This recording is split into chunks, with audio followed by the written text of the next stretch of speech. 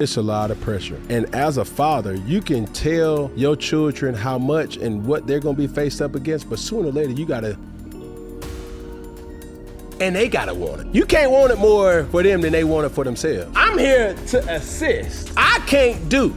Man, he just let his son go out there and everybody's development rate is different. And if you didn't think that there were certain things that Cayenne actually benefited off of by being Carmelo's son, you a fool. My thing is, hey, get your knee skin. Go on and get blurred. Go on and get dunked on. Okay, cool. Get your ass up. Being a dog is something that comes with reps. In a college hoop world that's addicted to famous last names, viral clips, and hype factories, it usually takes a miracle for someone new to break through the noise. But somehow, 3 games into his freshman season at Syracuse, Cayenne Anthony didn't just cut through it. He burned right through it like he owned the place. He flipped the whole NBA Nepo baby chatter upside down, tossed it in the blender, and hit max speed.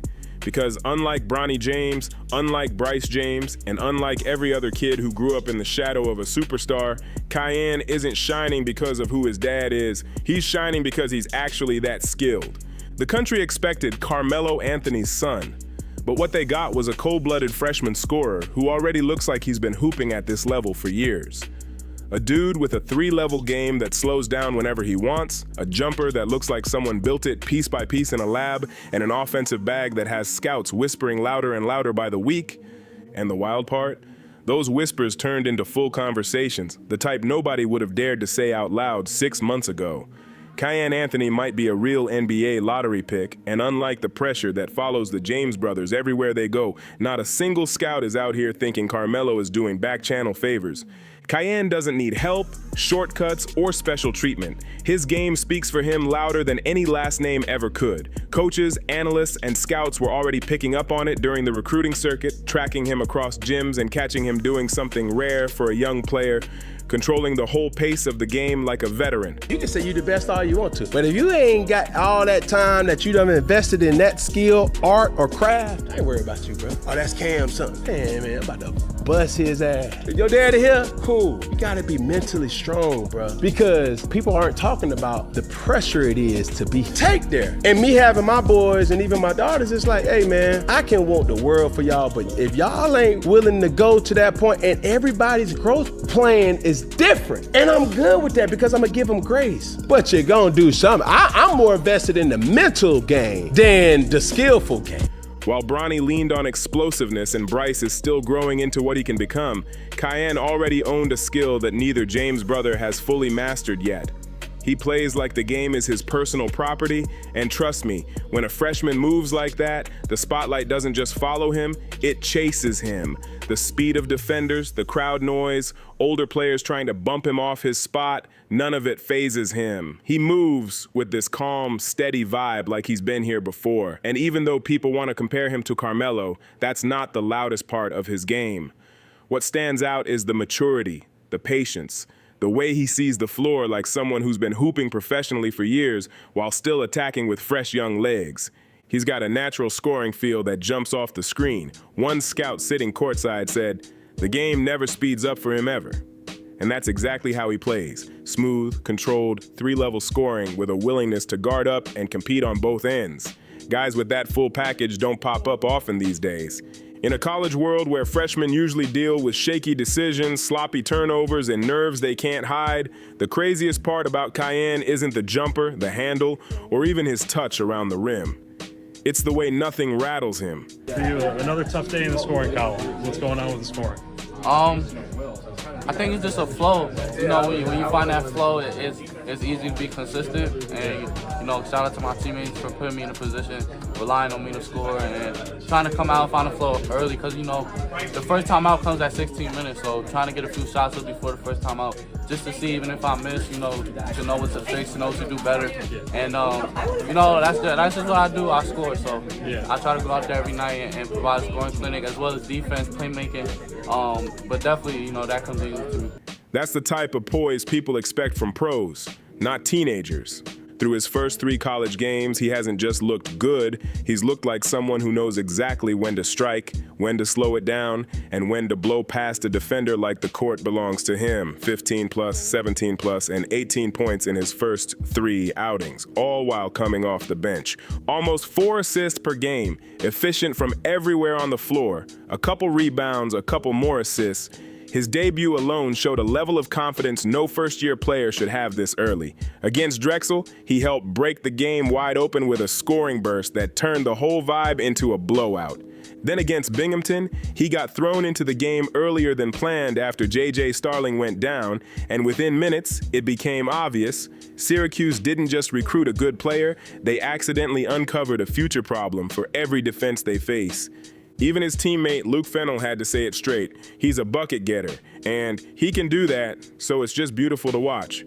And here's the part people miss. He does it without stealing possessions or breaking the offense. He scores in rhythm, not chaos, and that's rare for someone this young. He doesn't waste dribbles, he doesn't force wild shots, and he doesn't play hero ball like a lot of freshman scorers who think every touch is their moment. Cayenne stays in rhythm, plays within the system, and still makes noise without needing 25 shots to prove he belongs. That's real lottery pick behavior. That's not hype, that's substance. And now we gotta talk about the comparison everyone whispers about. Fans, scouts, analysts, even the folks at big networks who pretend they're not watching this closely. First thing that you should ask your children or a child is, are you having fun? Because to be having fun and making points, that's a win-win. But to be making... Right now, today, Cayenne Anthony is better than Bronny James and Bryce James in every real basketball category that matters. Bronny's time at USC was full of uneven minutes, stalled development, and flashes that never became consistency. Bryce has tools and long-term upside, but he's still just entering the early stages of what he could eventually turn into, and the quiet talk around Arizona already includes words like redshirt, development path, and not ready yet. Meanwhile, Cayenne walked into Syracuse and instantly became their most dangerous scoring weapon without needing hype, without needing politics, without needing special treatment. He just hooped. This isn't fan-created noise or social media agendas. This is straight basketball truth. And here's the part nobody expected. While LeBron is famous for being hands-on with everything from draft workouts to roster decisions, Carmelo Anthony took the complete opposite approach with his son. Syracuse staff said it plain. Carmelo never raised his voice, never stepped in, never tried to steer the process. He stayed quiet, respected the program, and let Cayenne earn everything from minutes to touches to trust. That's a Hall of Fame player acting like a Hall of Fame parent, letting the coaches coach and letting his son climb the ladder on his own. And when you compare that to the spotlight constantly hovering over the James family, where every lineup choice, every rotation, every single minute becomes a headline tied to LeBron's massive influence, the difference is huge. It's good, but now the players are benefiting. Off the steal by Freeman, Anthony swoops in and scores. Cayenne got something Bronny and Bryce never truly had. Space to breathe, space to slip up, space to grow, and space to become his own player without the whole world judging every step. And with that freedom, he's taking off like crazy. Scouts love certain phrases: 3-level scorer, pro-ready frame, natural touch, pace controller, elite character, and somehow Cayenne already checks every single one of those boxes. This isn't about projection or waiting for potential to kick in. It's not about anyone's dad trying to move pieces behind the scenes, and it's definitely not about marketing hype. This is straight skill.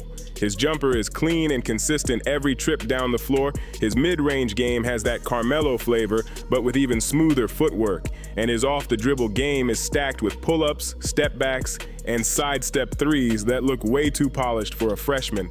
And he's got a strong frame that's only going to get tougher. He can play on or off the ball, and he actually cares about defense. Something scouts love because scoring freshmen rarely lock in on that end. Add in the mature basketball IQ and the way he lifts his teammates with real passing reads, and you see why evaluators are getting loud about him.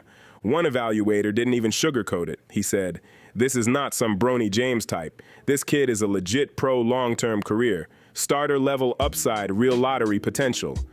That's not exaggeration. That's where the basketball world sees him heading. And the poetry of Cayenne wearing Syracuse colors, the same jersey that turned Carmelo into a legend, would almost feel too perfect if he wasn't out here backing it up with confident grown man play. And here we are now. If any child is not having fun with what they're doing, why are you really doing it? And it's gonna show up sooner or later. It's gonna show up sooner. How many times have we seen individuals or children get burnt out? Man, what Drake say? The moment I stop having fun with it, what? I'll be done. Before the kid even took the court, Carmelo got emotional telling him how proud and overwhelmed he felt seeing another Anthony walk into the same building where he made history. Lala sat courtside in Syracuse colors, proud and glowing, letting her son shine without taking 1 ounce of attention. This isn't your typical NBA stars kid storyline. This one feels real, earned, and built from the ground up. This is how a real sports legacy is supposed to look. Built the right way, earned step by step, and it's only just getting started. 3 games in, Cayenne Anthony didn't just match the hype. He upgraded it, stretched it, and rebuilt the whole narrative around himself. Freshman guards aren't supposed to run the show, score cleanly, stay within the system, defend with energy, lift teammates, and stay calm with real pressure on them. They're not supposed to look NBA ready before winter even starts, but Cayenne is doing every bit of that and making it look easy. Scouts who originally saw him as a late first-round guy are already calling back to their front offices like, yeah, we need to take another look at this kid, because this is what a true draft riser looks like. Someone whose game forces people to pay attention, not someone riding off a famous last name. Cayenne Anthony isn't just ahead of Bronny and Bryce James right now. He's Syracuse's biggest spark, Carmelo's proud legacy, and the first real next-generation prospect building his identity fully on his own terms. No shortcuts, no pressure plays, no backstage influence, just straight hoop. He's playing like a future lottery pick who's defining his own path, writing his own story, and proving he doesn't need the name to carry him. He's carrying the name himself, and he's doing it with style.